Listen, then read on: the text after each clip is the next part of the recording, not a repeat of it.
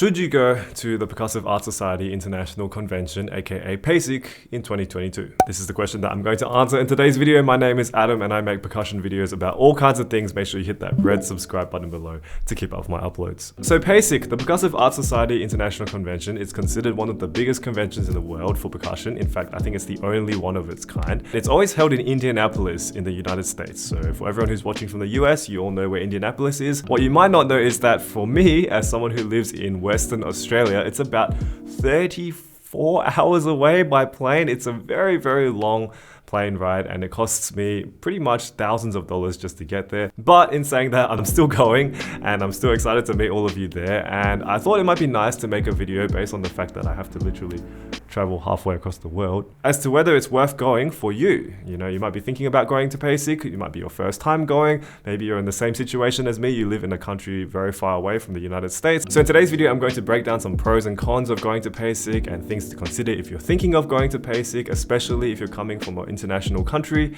as well as ways to go for cheaper. And yes, this would be really silly if I hadn't actually gone to PASIC before, but here's my PASIC pass from 2018. And I also went in 2017. So this will be my third PASIC, which is a lot by Australian standards. We don't really go to PASIC here in Australia because it's so far away. So since I haven't even been on a holiday, I thought I might as well go to PASIC. I'm also going to be doing a solo concert in a city in the United States, which I'll tell you about later. And I'm actually also going to Korea on the way. Speaking of which, I'm actually going to be making a vlog channel specifically for traveling and stuff like that. So you can check that out in the description below. But yeah, full disclosure, I'm not affiliated with PAS in any way. I have no reason to promote PASIC for more than what it is. I'm not even a PAS member because for personal reasons, and also I don't use the membership for anything in this point in time, so I didn't get one. Okay, so let's start off with the pros. Why should you go to PASIC? Well, the first reason I think is literally the same thing that I'm going for: networking. PASIC is literally the largest convention in the world. I think they usually have between 7,000 to 15,000 attendees any given year, depending on how popular it is at that year. I think obviously last year because of COVID, it probably dropped down a lot. But this year, looking at the website, looking at the artist lineups, it looks like they're gonna have a lot of people. So you're gonna meet all kinds of people from around the world related to percussion. Everyone's gonna be there for the same reason because they all love percussion. And it's just nice to be surrounded by that sort of vibe. It also means that you can make new friends in other countries for future collaborations, artistic collaborations, educational collaboration. Like maybe you want to study somewhere in the future and you meet someone from the school that you want to study at and you can ask them about it. You can talk to the professor who's teaching there.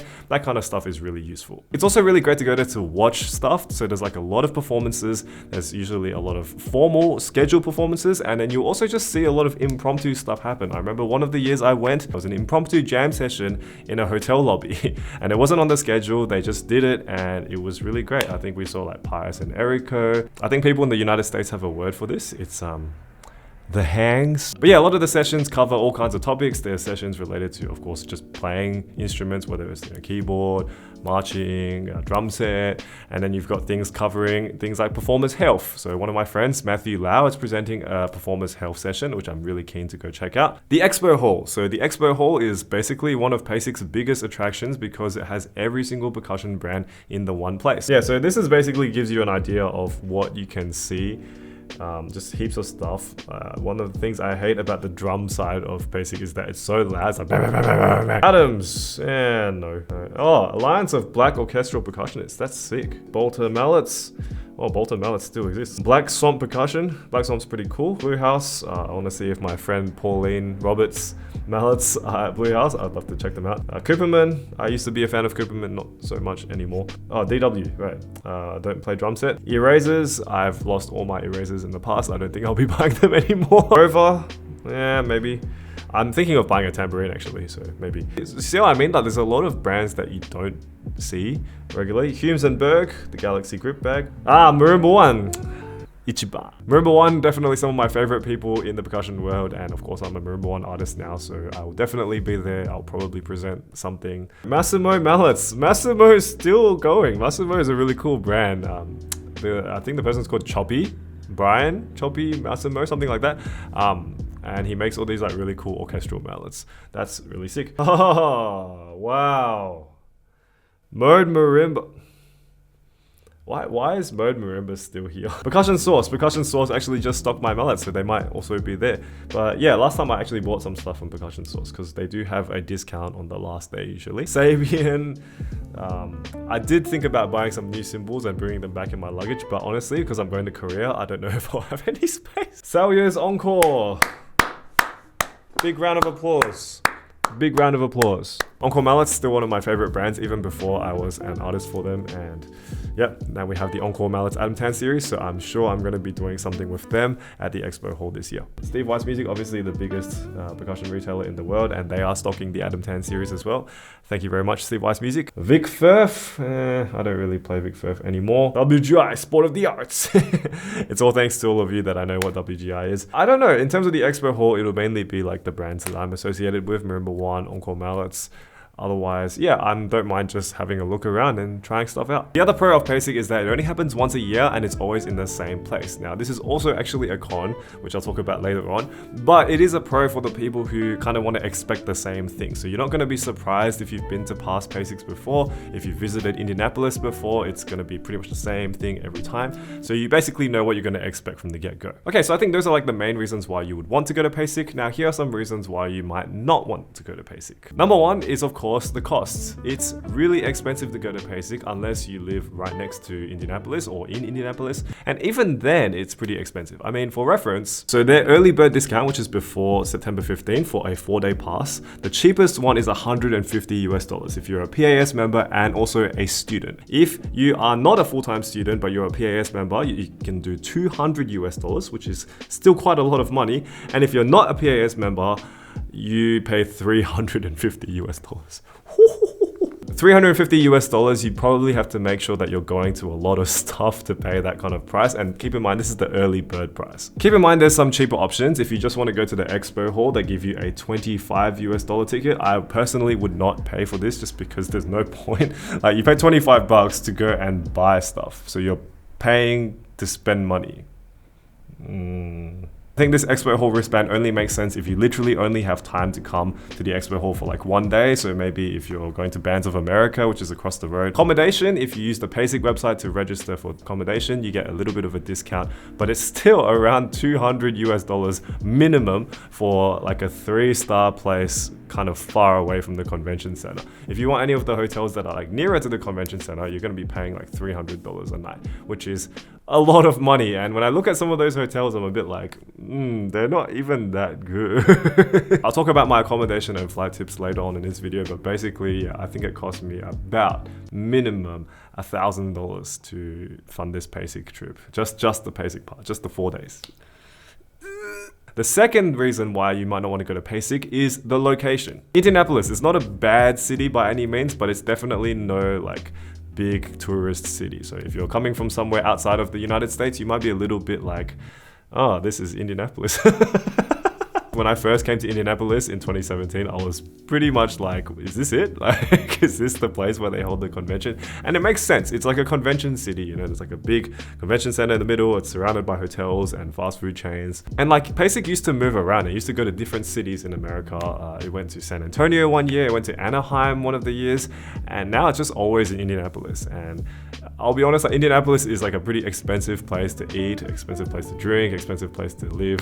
So another reason you might go to PASIC is because you might look at the artist lineup and be like, I don't really want to see any of these artists. I'm not really that interested in the whole, you know, artist hype culture that sometimes appears in percussion. Okay, so here's the PASIC artists page. And please forgive me if there's someone that you think I should know that I don't know.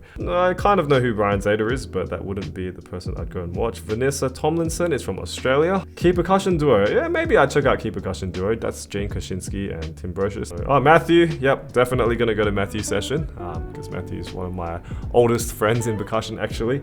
Heartland Marimba, yeah, maybe if I have time. I've seen Master Christopher's spoken word stuff on Instagram and TikTok. It's really cool. Reed's playing? Wow. Reed is actually someone that I went to Chosen Vale seminar with in 2016. Wow, Reed's grown up so fast. He was actually like 2 years younger than me back then. Galaxy. Galaxy is like the Keigo Abe thing, right? So I think that's like Pius, Eriko, that's Michael Udao, I think. And they're just gonna play like pieces related to Keiko Abe. I think that might be cool. What else do we have? Ghost Note. Ghost Note's pretty cool.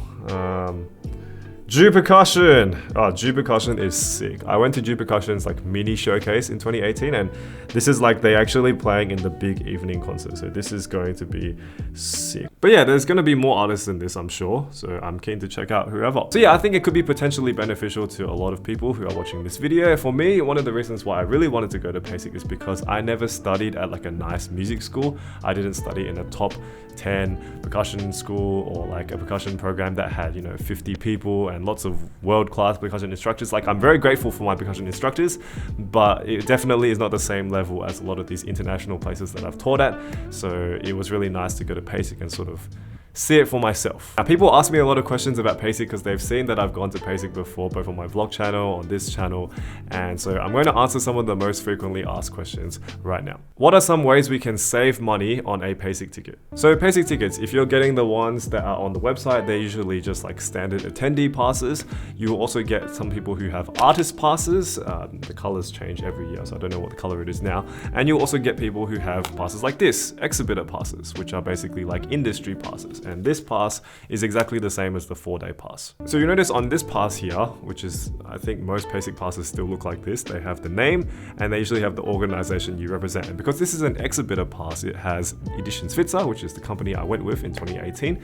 So if you want to get cheaper passes, consider asking companies for help. Now, of course, you can't just go up to any of the companies and be like, okay, please, can you give me a pass? There are better ways to do this. One of the ways is that a lot of these brands, they will usually have volunteers helping them, you know, set up the store, helping them sell things, especially if they have things like mallets or things that they need to demonstrate to people. I know a lot of people who live in the US, they would go and volunteer at a booth for maybe a day or so, and they would get one of these passes for free, or they will get it for maybe like $50 or something, and it's just so much cheaper. You might even also get paid if you're allowed to work there, obviously. Similarly, if your school or university is performing in PASIC, like they have a formal performance and maybe you're not necessarily part of that performance, you can always ask them to get you some spare passes. I think usually there's a way that you can get spare artist passes or just like regular attendee passes for either free or a lot cheaper. But yeah, I think the best way is to literally ask around for badges, because there's all kinds of ways to get them, and I'm sure you can find a way to get it for a lot cheaper than $350 US. What are some ways you can save money on accommodation during PASIC? So before COVID happened, I traveled a lot to the US, I traveled a lot to other countries, both as just a tourist and also as a performer, presenter, faculty member, that type of thing. And the 3 things that I've found about accommodation, 3 ways you can make it cheaper, are as follows. Whatever you do, don't book PASIC hotels through regular websites like Expedia, Agoda, TripAdvisor, etc. unless you have some sort of gift voucher or massive discount with them, because it's really, really expensive. Last time I checked, it was nearing like $400 US a night for very basic places. So watch out. Now, even if you use the discount, it's still pretty expensive. So that brings me in method number 2, which is to stay further away from the point of interest. So the second time I went to PASIC, I actually stayed near the airport, because as you know, when you stay near airports, prices go down a lot more. The hotels near the airport are actually a lot cheaper. They're almost half the price of the PASIC hotels. But of course, you do need a method of transportation. So for me, I'm going to be taking Ubers back and forth from the convention center. But I calculated, even if I take Ubers, even if I stay near the airport, I'm actually still paying about half the price of any of the hotels near PASIC. So that is a small win to me. If you don't feel comfortable staying around the airport, you can of course stay in places like, there's some Airbnbs that are just outside, like maybe 7 or 8 blocks out from the convention center, and you just need to walk or get one of those electric scooters that they have available, or just take a taxi or an Uber, etc, etc. The third way you can save money on your accommodation is to book with other people. Now, obviously not everybody has friends that will be going to PASIC, or you might not be comfortable staying with other people, so this option is usually limited to people who are going in like a big group. You can always find stuff like this if you go on those like Facebook groups related to percussion and you just ask around, has anyone got a room for PASIC? Is anyone going to stay, I don't know, somewhere near Waffle House? So yeah, good luck with your accommodation hunting. I'm sure there's a way to save money. But yeah, if you enjoyed today's video, please give me a thumbs up and leave any questions you have about the video down in the comments below, whether it's about PASIC or anything else. I'm going to be making more Let's Watch stuff, don't worry, as I revive this channel from my little break that I've been having the last few weeks. And I just invested in a new vlog setup, so I'm really keen to get into my new vlog channel, Adam Tan Vlogs. Link in the description down below. Make sure you hit that red subscribe button below as well. Thank you so much for watching today's video. I will see you next week for another episode of The Studio. Good night. You make me